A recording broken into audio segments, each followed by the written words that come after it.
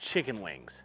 One of the most widely debated on what the best way is to cook them. From your chain restaurants deep frying to old school open flame grilling and everything in between, smoking, people sous vide, people oven cook, people steam to get the fat out of the skin. There are so many options. Air frying is a new popular one. And today I'm going to show you a combination of smoking, grilling, and kind of air frying all in the same thing on the Acorn Auto Kamado. Let's go. So to begin with, I have a bag full of my leftover wings. Leftover from what, you ask?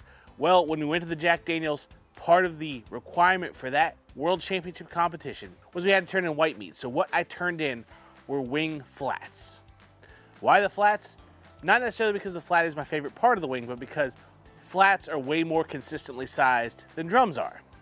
So you might see one or two flats in this bag that didn't make the cut to go to the competition, but primarily these are going to be drums that I trimmed down from full-sized wings. Now what we're going to do to these is we're going to get them on the wire rack and we are going to salt brine these for just 1 hour today. You could go longer if you want to. I'd recommend somewhere between 2 and 4 hours to really dry that skin out and get it going. But for our purposes today, 1 is going to be enough to get the salt into that meat, get the skin drying out. It's going to do great things for us. After salting one side, we're going to give them a quick flip and salt the other side. Note the arrangement on the rack doesn't really do anything. I just want to give everything enough space to get some air in our refrigerator, circulating in between them to help dry that skin out even more. Once we're evenly coated with a little bit of salt, we're going to go back in the refrigerator, like I said, for 1 hour. During that hour, we're going to go ahead and fire up our Auto Kamado. And with us, you know that means it starts with a bag of hickory lump charcoal from B&B. We're not going to fill this thing up too much because it's really not going to run for that long. Next, we'll get out our Grill Gun by Grill Blazer to start this fire up. This is definitely one of my favorite barbecue accessories or barbecue toys, whatever you want to call it. It's just a lot of fun. It's really easy to get a charcoal fire going with this thing in no time at all. And when you want to, you can hit that full throttle button and it's a blast. Hey, if you want a 10% discount on it, there's a link down in the description below to get 10% off your Grill Blazer grill gun. With the holidays coming up, you know you want one or you know someone who wants one. But once those coals are lit, we're going to put our heat deflector in place, we're going to put our grate in place, we're going to set this grill to come up to 320 degrees. That's going to be our starting point. If you remember a couple years ago, I did a video on the channel cooking wings on the Acorn, and I still hold that has got to be my favorite way to cook chicken wings. It was done with like a gradual rise of temperature on the Acorn that really got that skin great and just grill crispy, if you know what I mean. So we're going to try to replicate that again today on the Auto Kamado, and I have no doubts that we can absolutely do it. Right before we pull our chicken wings out of the fridge, we're going to go ahead and add 1 chunk of hickory wood to this fire to let it get going with a little bit of smoke flavor. After we've done that and greased our grates up, nothing left to do but get these chicken wings out and get them on the grate.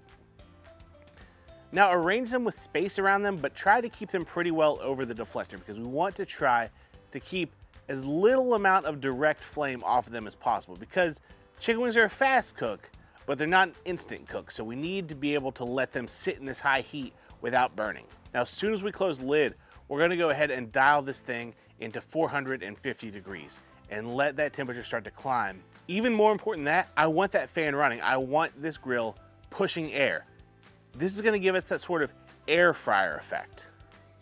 All the fat in that skin, it's gonna start bubbling and popping and it's gonna get right.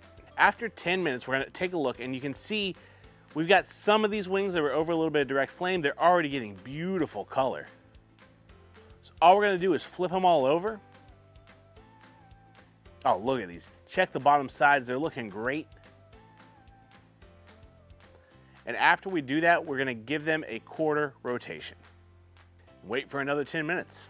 Now after I closed that lid back down, I went ahead and got back in there with some tongs and moved the wings closer to the center to help protect some of those that were over that outer edge that had a little bit more flame than everything else did. No big deal, just try to keep them indirect.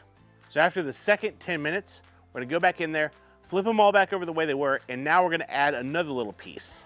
We've got the smoke, we've got the direct fire, we've got the air moving like the air fryer thing I was talking about. Well, now we're gonna introduce a little bit of Parkay butter spray. Now before you go crazy for using Parkay, you could use whatever fat you want. This is just really easy to apply. It's basically a soybean oil that's butter flavored.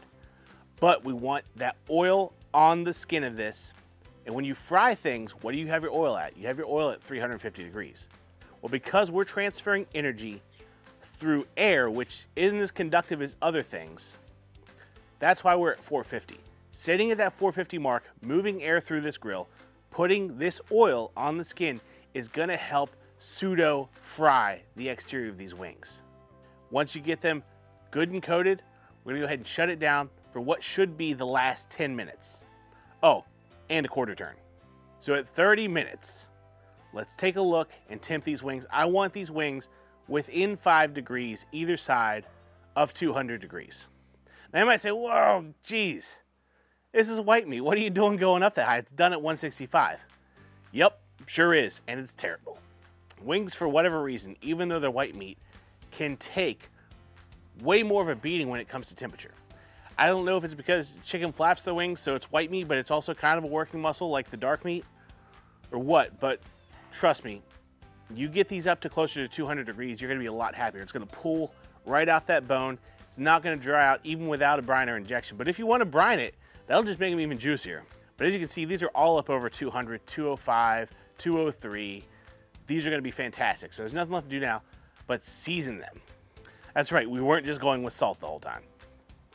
So at this point, you can season them however you want. You could use a wing sauce, or if you wanted to, you could have started with a rubbed wing and have a dry wing from the get-go. If you do that, I recommend going with a salt forward rub. What we're gonna use today are Cosmos Q wing dust. The thing I love about these is you can kind of play with them and make your own blend. And today what we're gonna do is go with about 1 tablespoon of buffalo and about 2 or 3 tablespoons of honey barbecue. So we're gonna make like a spicy honey barbecue. I'm gonna load all of my wings into a jumbo 2-gallon Ziploc bag and then just dump my wing dust on top and give them a shake. All that steam and moisture coming off of those wings will help that dust sort of become a sauce. We'll put them out on the board and these things look incredible. Forgive me for not setting up the camera on myself, but I'm just gonna go ahead and take a bite and it's clean and delicious. Look, y'all, there are a ton of different ways to cook wings. I don't necessarily think there's a bad way. I think there are ways that are better than others. This way is kind of in line with my previous favorite way to cook wings, and that's on a char grill or egg corn. It can really do something that not a lot of other grills can. I say that, but you can absolutely do this on other grills. It's like the egg corn was built for it. The need to push the right amount of air, that radiant heat, that indirectness, but at a high temperature, kind of like in a pizza oven. It does so good. The sweet heat from this Cosmos Q wing dust, it's great. And the salt that we hit with earlier, it's there, but it's very mild because we gave it time to soak into the meat. It's really just in the background sort of fortifying everything else. You gotta think of salt as like an ingredient that pulls everything else together. And now that I've shown you this, one day we're gonna talk about how I do competition wings, because that's really cool too, and it's a whole different animal. In the meantime, if you wanna know a little bit about the competition I did the wings at, meet me over here. Let's go talk about World Championships.